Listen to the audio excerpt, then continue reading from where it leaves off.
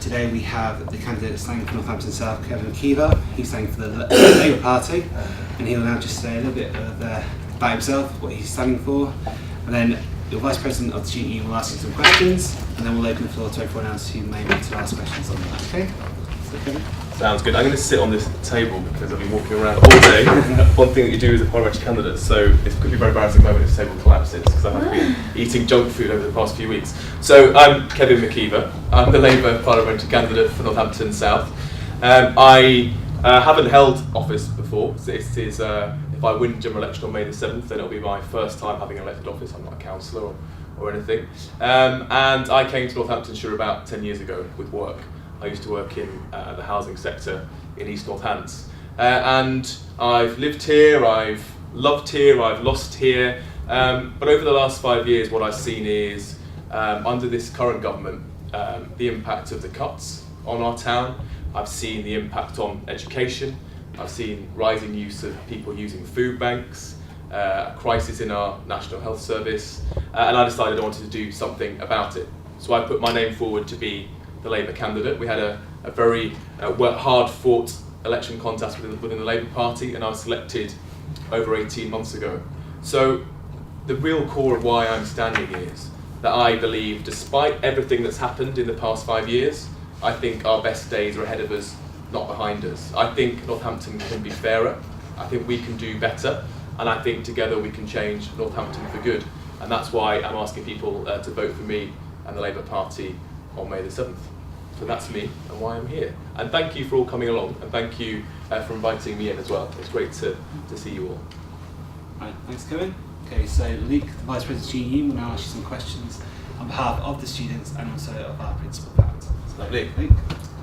First question was, what would you do to ensure that government funding training at college leads directly to getting a job? I think that's a very good question. There are a couple of aspects, I think, to responding to that, Luke. And the first is around the funding side, and the second aspect is around how well we integrate further education and secondary education into our local economy, and then on into higher education if necessary. On the funding side, we've seen education, further education in particular, receive quite significant cuts over the last 5 years. That's a choice that the Conservatives have made. It doesn't have to be that way. We've said that if we form a government after May the 7th, we will ring fence education funding and FEs included within that, and then we will continue to invest in certain key areas. The first is that we will introduce a technical baccalaureate standard, because I think technical and vocational education does not receive good enough attention in this country. Labour were in government last time, we had a very admirable proposal of saying, of getting 50% of people into university, but my concern is less the 50% that go to university and more the 50% that don't. Because actually, whether you go into an apprenticeship or whether you go into further technical education or go and do a BTEC or an MVQ is as valid a career route as going down a pure academic channel into a higher education, and therefore we should value it, but we should also fund it. So we make an apprenticeship available to everybody who gets the basic qualifications. And we'd also make sure that moving away from the funding conversation, that we have very good links between local employers and further and higher education as well.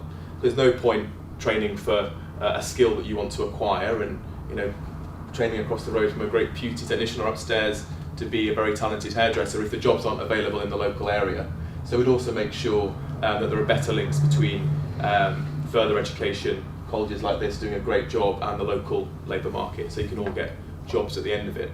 And also, finally, for those that do want to go into higher education at some point, and people don't have to go and do a degree at 18, I think that's also something people forget. People should have education options to them, open to them throughout life. We will lower the tuition fee cap from £9,000 a year to £6,000, and I'd campaign in Parliament to have it removed entirely. Leading on from that, when would you see fit to introduce the lowering of tuition fees? So tuition fee, that would be introduced in the first budget this year, so within the first 100 days. So anyone that starts university in September will be starting at the lower cap, and indeed anyone that's currently at university, that cap would kick in from this September. So benefiting not just future students, but students that are already in the system. Alright, thank you. The third question was, as funding from adult education decreases by 24% for the 2015 to 2015-16 academic year, how do politicians expect adult education to be supported? Well, if you have 5 more years of a Conservative government, it won't be supported. And again, that's a choice. It doesn't have to be that way. And in fact, it's a false economy to reduce adult education by 24%.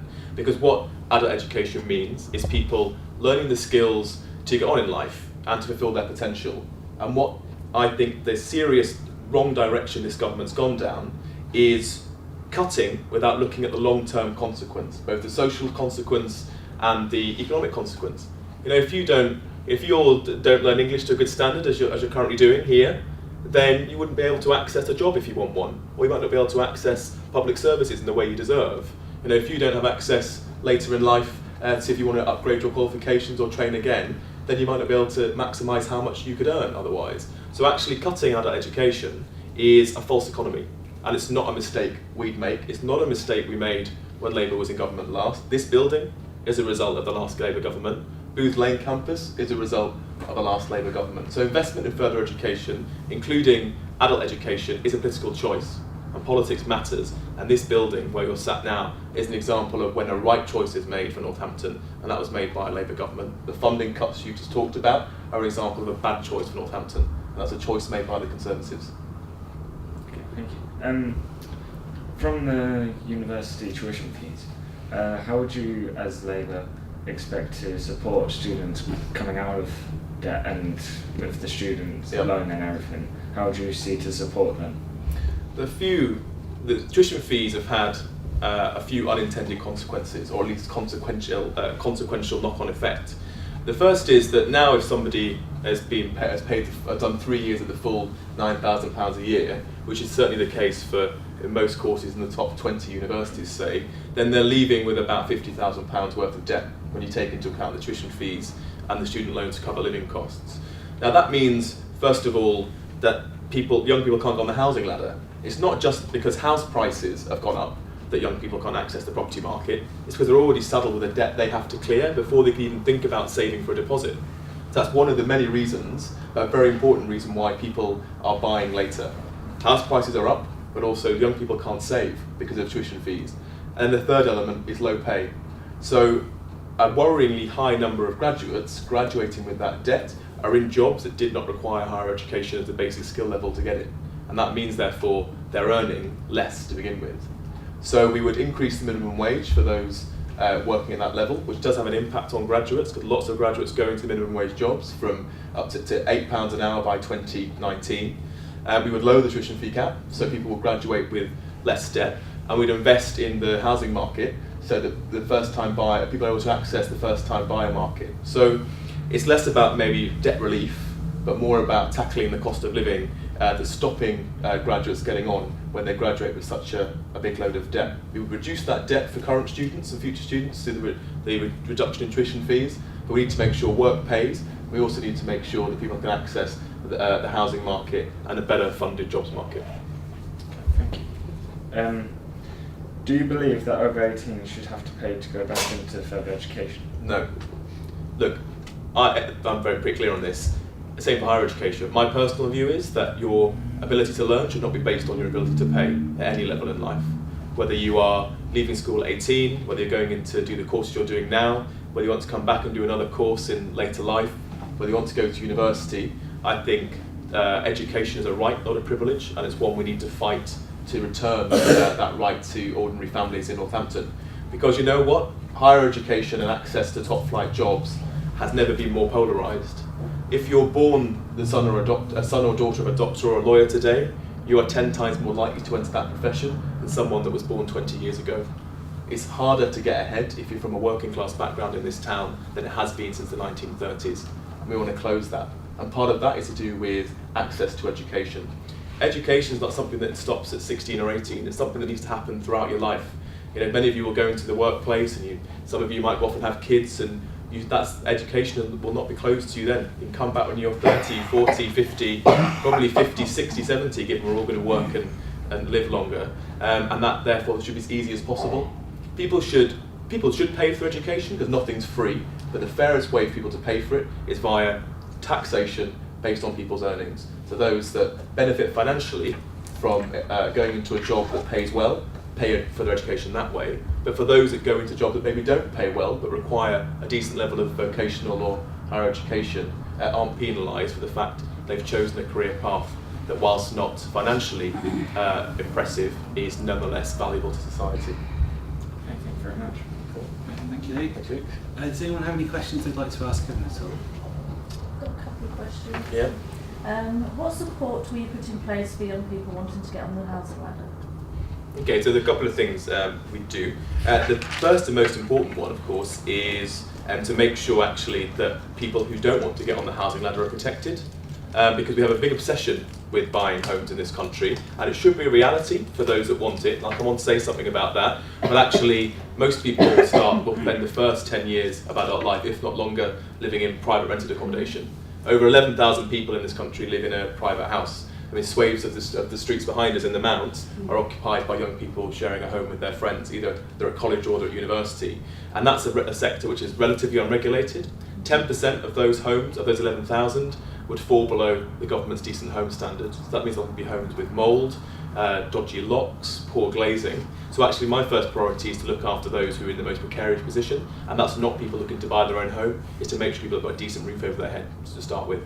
So what we do with that is licensed landlords to make sure that we get rid of rogue operators in the sector. Yeah. We would give people the right to longer term tenancies. So at the moment you can only usually get a 12-month tenancy that can be ended at 6 months by the landlord. That's no basis for someone that needs to rent long term. So we give people the right to a 3 to 5 year tenancy if they want it. It'd also abolish upfront lettings agents fees, which are used to stop competition in the lettings market, and also really rip people off at a time when they're most financially stretched. And then finally, when it comes to buying, we will fund several routes into the housing market. The government launched the Help to Buy ISA, which is if you pay, I think that's £10,000 in, the government top it up. Now, I can tell you, probably count on a couple of hands the amount of young people in Northampton who will be saving that much in the first place to get the government top up. That's a bung to middle class families with middle class kids. Now, nothing wrong with middle class child, I'm one from a middle class family myself, but that's not the group that's in the most need. So we would keep the Help to Buy ISA. So for those families that want to put the money in, they'll get the government top up. But we go one step further, which is very important and something the Conservatives refuse to match. We would demand, or we'd regulate, that the banks that take that money for the Help to Buy ISA, and they'll be making money out of that by investing it as they do in the markets, that money has to be invested in social housing and building affordable housing. So whilst those middle class families are getting the premium for saving in the Help to Buy ISA, which we support, we'll use the capital to fund 150,000 affordable homes. And preference in local authority area would go to young people under 30s in that local authority area. We'd also build more homes, because the basic economics of housing is the less housing's being built, the more expensive the stuff that's being built, because you know what it's like, if lots of people want one thing, that one thing becomes more valuable. Produce more of it, it becomes less valuable, so you pay less. So we would invest in the housing market by releasing public sector land and also ending land banks where developers sit on land until it becomes really valuable, in order to build up to 200,000 additional homes a year by 2020. So lowering the pace of house price inflation, helping people onto the housing ladder via the Help to Buy ISA, but going one step further by making sure that we have affordable homes built with that money. But then much more important to me, making sure those that have to rent or want to rent are looked after by going from the least regulated private rented sector in Europe to one of the best. Will you cap rent in the private sector? What we will do is cap increases. So at the moment, if you on a 12-month tenancy and rolling renewal every 6 months is what we see, it can be ratcheted up. So as part of our secure or long-term tenancies, if you agree a 3-year tenancy, in that tenancy contract right at the beginning, you'll agree whatever the annual mechanism is, whether it's 1%, whether it's inflation, and that cannot be changed over the course of the tenancy. That's one thing we've seen is it's not just the cost of renting, it's the charges that might be incurred every 6 to 12 months. I was speaking to someone yesterday in St James who pays 50 quid a quarter every 6 months to renew her rolling tenancy. And that's basically a rip-off fee. That would be illegal under a Labour government. It would be legal and continue to happen under a Conservative one. And landlords can put their rent up Yeah. every 12 months. They can do, So yeah. okay. But if you've got a contract for 3 years, they can't do that. No. Okay. Okay, can I just ask a question while Hayley's going through her notes? You've answered loads of my questions, so Okay, I've got good. to pick them up. Well, that's good. One of the hot topics at the moment with the general election is immigration. It's been brought up on all the leaders' debates and what have you, causing quite a stir. What are your views on immigration, particularly as well, because we do have international students here at the college, and some are obviously in the audience now. I just wonder what your views were on immigration. Yep. I think the first thing to say about immigration is all of us at some point is an immigrant. My family's Irish. They came over to England 50 years ago. In the 70s, you used to see signs up in London and Birmingham and major cities saying in pubs and guest houses, no dogs, no Irish.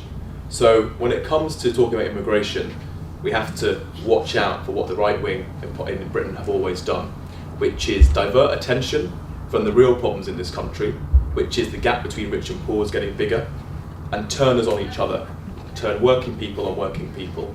And that's my starting point in immigration.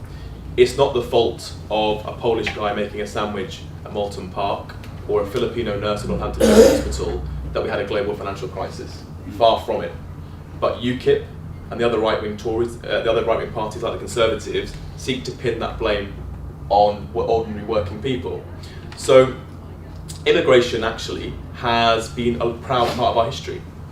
Britain was built off the back of immigration. Through the empire, we traded, we were an outward-facing nation.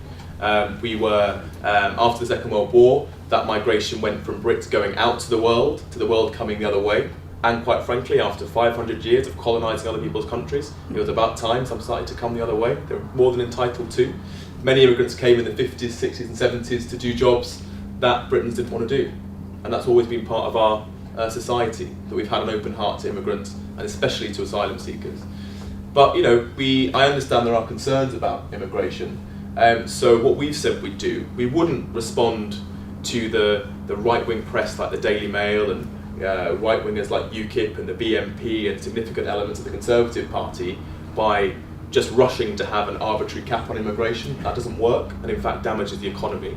What we'd say is that we'd address some of the concerns that people have, legitimate or not, about immigration. And the first is a perception, if not a reality, that people come here to claim benefits.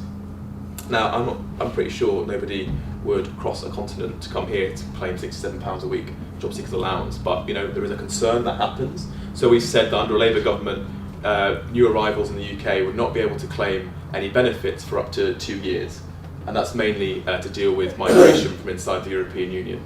So people can come here to work, but they can't come here to claim. The second thing is, actually, it's always been quite tough to come to the UK from outside the EU. Anyone that's come here from Bangladesh or Somalia or Vietnam, I bet it wasn't easy to come to the UK. It's a total misperception that you can walk in this country. It's a perception that's promulgated by the right-wing press. So what we would do is we would have a fair system of immigration, whereby in the sectors of the economy where we need the skills, people will be welcome to come. We don't need them, it will be harder to get here. But actually, we don't have runaway immigration in this country from outside the EU. We never have. It's just the right wing in Britain trying to blame our problems caused by politicians and bankers on ordinary working people, and we can't allow ourselves to fall for that trick once again. Divide and rule politics is disgusting politics, and if I'm a member of Parliament, it's nothing you'll see me say or do in Northampton to support that right wing view. Thank you, Kevin. Will you abolish the bedroom tax? Yes, easy. Bedroom tax is, for those of you who don't know, if you live in a council house and you have a spare bedroom because maybe you brought your kids up there and they're left home, or you've maybe got divorced or whatever else, whatever reason you might have in your life that your home's slightly larger than the government thinks, Tories and mansions think you're entitled to, then you either have to move out, or you have to do a smaller house, or you have to pay a tax. There aren't any smaller properties. Exactly. So even if you agree with the principle of the bedroom tax, which I don't, which is about maximising housing stock, in Northampton, for instance, The vast majority of council houses are big family homes, because that's what we needed. So if you go to, they don't even Kings Heath, Bellinge, Briar Hill. No, I bet you all might have been around those areas. They're all actually quite big houses, sort of 60s, 70s houses, 3-bed houses, which is exactly what we built. The Eastern District is mainly quite big family housing, and that's what they were built for. So somebody can't move to a 1-bedroom flat if the government says they shouldn't be in a bigger house. So they can't move, but they still have to pay a bedroom tax, which is basically being fined for being poor. So we've said we'd abolish it. It'd be abolished in our first budget, and we should be holding Conservative and Lib Dem MPs that voted for it to account on May the 7th. Good. Excellent. Could I just follow on from the benefits? Has Labour got any plan to look more closely at the sanctions regime, which is causing huge amounts of hardship? Yep. I personally know someone who's been sanctioned a couple of times for mistakes or errors where they've been told 2 different things by different departments. And I'd like to see that would maybe be stopped or made less harsh in a way. Yep. But fundamentally, we are the Labour Party. The clues in the title, Labour means work. We're the party of work, but equally we're also the party of those that can't work or who are looking for work. One of the subtle changes that happened when the Conservatives came into government 5 years ago is if you were across the road in the job centre were measured and incentivised under the last government of how many people they got into work. You might think that sounds obvious. Job centres seem to have done well if it gets people into jobs. The emphasis flipped subtly under this government to being how many people who've taken off claiming benefits. So actually the incentive is not to get people into jobs now, it's to get people off job seekers allowance, which is not about fulfilling people's potential, it's about minimising the welfare bill. I believe in minimising the welfare bill, but the best way to do that is to get people into good jobs that pay well, in secure homes, with kids in good schools. That's how you reduce the welfare bill. The Tory path reduces the bill off the back of working and vulnerable people and pushes them even further into poverty. And they're taking us back to the 1920s. So we said we'd review the sanctions regime. We'd also review the work programme. We think in many respects it is, again, not about getting people into work, but about getting them off benefits. And we'd also invest in training to make sure people who maybe have disabilities have better bespoke access to into-work training, because many people who are on disability benefits are being forced to go through quite humiliating tests in order to demonstrate that they are fit for work. And ultimately, that can lead to great stress, great hardship if there's delays in paying the welfare support they're entitled to. And we want to ensure that a welfare system is a safety net, not a humiliation. It's degraded, isn't it? Yeah. I know quite a few people who have to go through that. Yeah, it's not pleasant. Yeah, And you know what? Programs who have actually got terminal illnesses and still forced to go. If you look at, if you read a paper like the Daily Mail or read their website, that you'd think that benefit fraud is the biggest thing that's happening in this country. You know what? As a percentage of our welfare budget, benefit fraud's tiny. Yes, it should be challenged, but we lose up to 100 times more in corporate and income tax evasion at the top end than we lose in benefit fraud. We do not target the resources there because it's fraud if it's welfare, it's efficient tax and financial management if you add 2 zeros onto the number you're talking about, and that's not on. So following on from that, what would the Labour government do in relation to tax avoidance and evasion? Yeah, so the first thing we'd do is we'd put resource back into the tax avoidance systems at HMRC and at the Treasury, because they've been impacted by the government cuts as well. So I talked earlier about false economies in this government. Well, the biggest false economy is cutting people whose job it is to hunt down tax evasion and tax avoidance, because that means that, because they basically pay for themselves in big multiples. So we'd staff up HMRC again.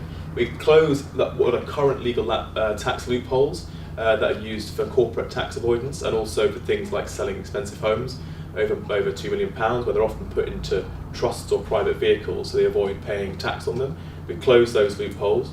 We demand that every British territory and overseas territory produces a list of registered companies in those territories, so they're not used as tax havens. And we'd also, when it comes to tax evasion, work with our international partners in the European Union and the US to make sure people can't avoid tax by shifting it illegitimately across borders. And that is particularly aimed at the big multinationals who, like the likes of Starbucks, who tend to shift via quite complicated accounting mechanisms their revenue around the European Union and out, which means that on billions of pounds of sales they pay virtually no income tax. Thank you very much, Kevin. Unfortunately, guys, that's all we've got time for because Kevin does need to head off. But I'd just like to thank, on behalf of Kevin and the College, thank you for coming Thank you. today. It's all right. And Thank you all thank you for for answering being our here. questions. No problem. Cheers, everyone. Thank you. Bye bye. Thank you.